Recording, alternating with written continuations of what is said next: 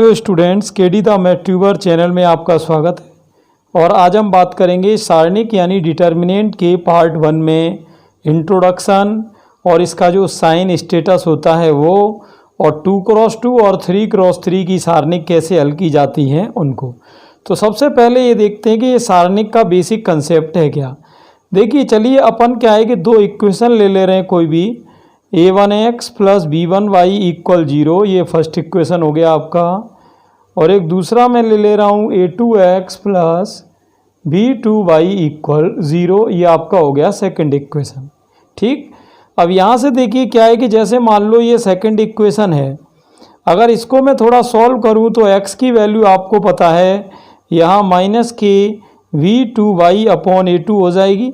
अब इस वैल्यू को ले जाके अपन को रख देना है थर्ड में। कंसेप्ट आप ध्यान से देखते रहें।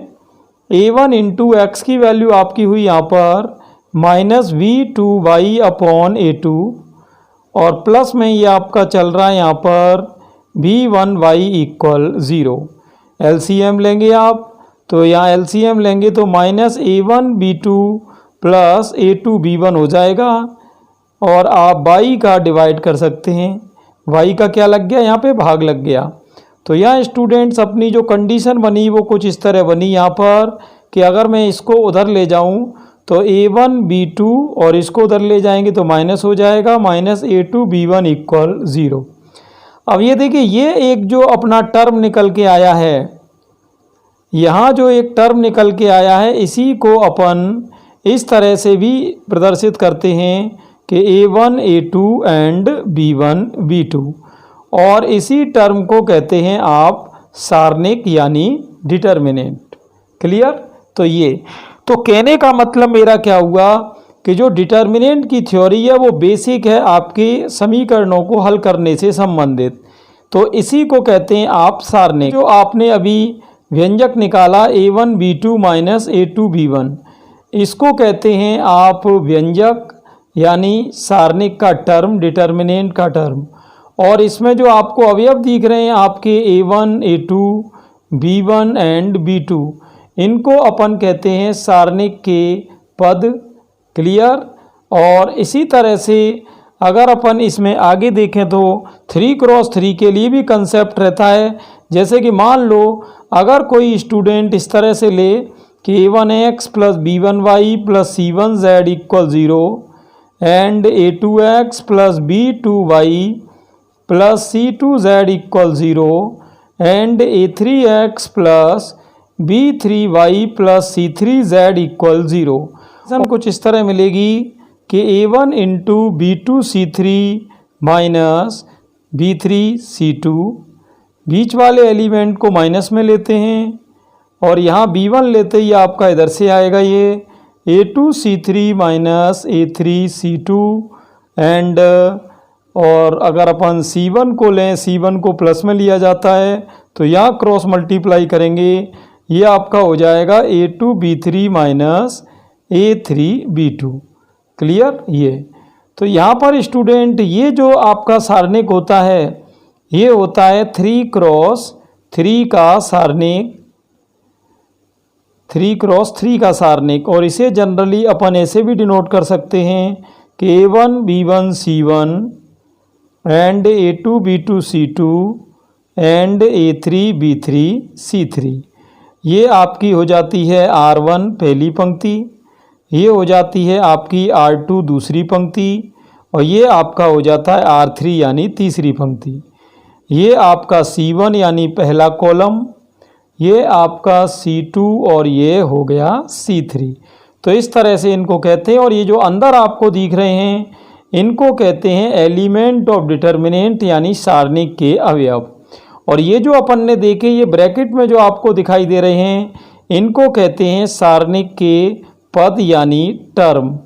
तो इस तरह से हमने देखा कि दो कंडीशन है, अगर आपको 2x2 आ जाए तब तो आपको ये व्यंजक यूज़ करना है, और अगर आपका 3x3 आ जाए तब आपको ये व्यंजक यूज़ करना है। और दोनों ही व्यंजक किसको डिनोट कर रहे हैं? सारणिक को। अब अपन चलते हैं सारणिक की डेफिनेशन पर। ये स्टूडेंट क्या है कि माना ए कोई वर्ग आव्यूह है, स्क्वायर मैट्रिक्स है। यहाँ पर ये ध्यान रहे, कोई भी अगर आव्यूह सारणिक बनना चाहता है तो आव्यूह का सारणिक निकालने के लिए उस आव्यूह का स्क्वायर मैट्रिक्स यानी वर्ग आव्यूह होना कंपलसरी है। तो जैसे मैंने मान लिया कि माना ए कोई वर्ग आव्यूह है, तो कोई संख्या इससे संबद्ध की जा सकती है, कोई संख्या इससे संबद्ध की जा सकती है। अब ये कोई संख्या इससे संबद्ध की जा सकती है, इसका क्या मतलब है? देखिए कि अपन इस वर्ग आव्यूह को कोई एक संख्या के रूप में भी प्रदर्शित कर सकते हैं। तो उस संख्या को अपन कहते हैं यहाँ पर सारणिक। उस संख्या को अपन कहते हैं सारणिक। क्लियर? और इसे डिनोट किससे करते हैं? जैसे अपन ने आव्यूह ए माना है तो उसको आप डिटर्मिनेंट ऑफ ए से डिनोट कर सकते हैं, या इस तरह डिटर्मिनेंट ऑफ ए ये भी लिख सकते हैं, या आप डेल्टा से भी इसको डिनोट कर सकते हैं। यहाँ पर स्टूडेंट्स ये ध्यान रहे कि ये जो अपना है, यहाँ पर कई बार स्टूडेंट इसको जो है मॉड्यूलस ऑफ ए पढ़ देते हैं, जो कि एक रॉन्ग स्टेटमेंट है। इसको जब भी आपको पढ़ना है तो आप इसको पढ़ेंगे डिटर्मिनेंट ऑफ ए यानी ए का सारणिक। क्लियर? तो यहाँ पर अपने को इसकी आइडेंटिटी बिल्कुल क्लियर समझनी है। अब अपन चलते हैं कि चिन्ह किस किस तरह से लिए जाएंगे। यहाँ स्टूडेंट एक हेडिंग है हमारे सामने, चिन्ह परिपाटी यानी साइन लॉज। देखिए 2x2 का अगर कोई सारणिक होता है तो उसके चिन्ह इस तरह से लिए जाते हैं, प्लस माइनस माइनस प्लस। अब ये देखिए प्लस माइनस माइनस प्लस किस तरह लिए गए हैं, जैसे आप जानते हो ये क्या है, ये पहली पंक्ति का दूसरा अवयव है, यानी एक तरीके से देखा जाए तो ये A1 2 को डिनोट कर रहा है। तो अगर आप 1 और 2 का योग करें तो ये विषम आएगा, जहाँ भी विषम योग आएगा वहाँ माइनस लगेगी। अब जैसे आपको पता है ये क्या है, ये दूसरी पंक्ति का दूसरा अवयव है, यानी ये A2 2 को डिनोट कर रहा है, तो 2 और 2 क्या हुए 4। तो अब ये सम संख्या है, जहाँ सम होगी वहाँ प्लस आएगा। ऐसे ही अगर 3x3 का आ जाए तो उसके साइन कुछ इस तरह होंगे, plus minus plus, minus plus minus and plus minus plus. Clear? तो इस तरह से ये आपको साइन ध्यान में रखने हैं। और अगर 4x4 जो कि जनरली वैसे पूछा नहीं जाता है, लेकिन फिर भी आपको एलिमेंट के अकॉर्डिंग ये भी ध्यान में रखना चाहिए, यह आपका होता है plus minus plus minus, minus plus minus plus, plus minus plus minus and minus plus minus plus. तो इस तरह से स्टूडेंट आप देख सकते हो कि जब 2x2 का क्वेश्चन आए तो आप ये चिन्ह ले लेना, 3x3 में ये और 4x4 में ये। अब इनका यूज कैसे करना है उसके लिए चलिए मैं आपको 2-3 क्वेश्चन इसमें सॉल्व कराता हूँ। तो यहाँ स्टूडेंट आप हेडिंग देख रहे हैं, यहाँ पर एक हेडिंग है 2x2 के सारणिक को हल करना। अब ये 2x2 के सारणिक को देखिए हल कैसे करेंगे, इसके मैं 2-3 एग्जाम्पल आपको कराऊंगा। जैसे कि आपको मान लो कोई मॉड ए दे दिया यहाँ पर 2 3 5 7। अब जैसे आपको ये सॉल्व करना है तो अगर आपको इसको देखो 2 तरीके से सॉल्व कर सकते हैं, तो क्रॉस मल्टीप्लाई से, और दूसरा आप डायरेक्ट फॉर्मूला था, फॉर्मूला क्या था अपना a1 b2 minus a2 b1। आप ये भी याद रख सकते हैं और यहाँ डायरेक्ट भी कर सकते हैं, इसको डेल्टा से भी डिनोट करेंगे तो ये आपका क्रॉस मल्टीप्लाई हो जाएगा। 2 7 जा 14, बीच में माइनस आता है, 5 3 जा 15 और ये -1 हो गया। अब देखिए कई बार स्टूडेंट इसलिए भी कंफ्यूजन में रहते हैं कि यहाँ पर ये है मॉड और इसका आंसर माइनस क्यों आया। तो मैं पहले ही बता चुका हूँ कि ये मॉड नहीं है, ये डिटर्मिनेंट है, इसका आंसर प्लस और माइनस दोनों में ही हो सकता है। एक चलिए और एग्जांपल देख लेते हैं। जैसे मान लो किसी ने आपको दे दिया डिटर्मिनेंट ऑफ ए कोई यहाँ पर 5 6 7 8। तो यहाँ मैंने आपको तरीका क्या बताया था स्टूडेंट कि आपको करना कुछ नहीं है, इसमें आप करेंगे क्रॉस मल्टीप्लाई। तो 5 का 8 से 40 और 7 का 6 से 42 और यहाँ आपका आंसर आ गया ये -2। क्लियर? चलिए एक एग्ज़ाम से रिलेटेड इसमें क्वेश्चन देख लेते हैं। यहाँ पर तो एग्ज़ाम का एक क्वेश्चन है यहाँ पर स्टूडेंट कि ये आपसे पूछ रहा है कि mod of x x plus one x minus one and x, इसकी वैल्यू क्या होगी। तो करना कुछ नहीं है, क्रॉस मल्टीप्लाई है वही। तो एक्स का एक्स में एक्स स्क्वायर हो गया और A minus B into A plus B क्या होता है, ये आपका A square minus B square. Minus अंदर ले जाएंगे तो आपका इस तरह से ये यहाँ साइन चेंज हो गया और एक्स स्क्वायर कैंसिल होकर ये आपकी वैल्यू प्लस वन आ जाएगी।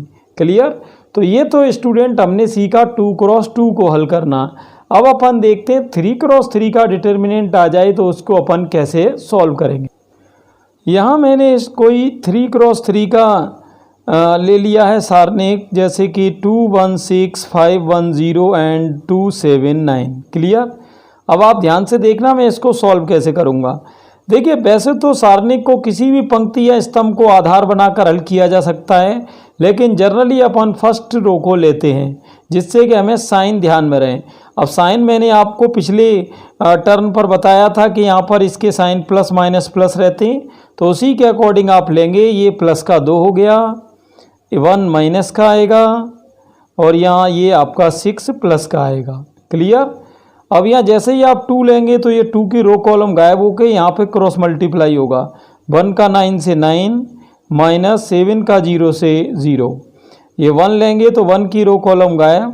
5 का 9 से 45 माइनस 2 का 0 से 0।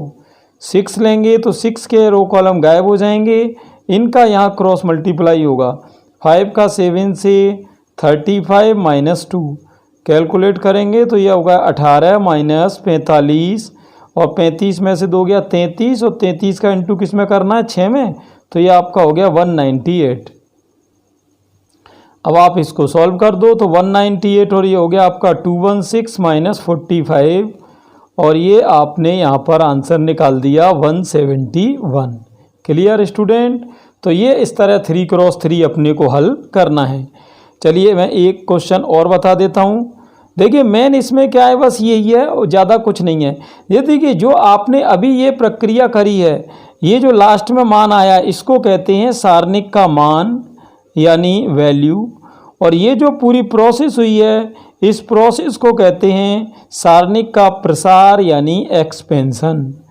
तो यानी कहने का मतलब अगर आपसे कोई कहता है कि सारणिक का प्रसार करो तो बस आपको ये पूरी प्रक्रिया कर देनी है। कैसे, एक चलिए और एग्जाम्पल अपन देख लेते हैं। यहाँ पर ये मैंने कोई सारणिक ले ली है 3 क्रॉस 3 की। अब आप इसका रिवीजन यहाँ देख लेना। तो यहाँ मैंने क्या बताया था आपको कि फर्स्ट रो को लेना है और चिन्ह क्या है, प्लस माइनस और ये प्लस। ठीक है।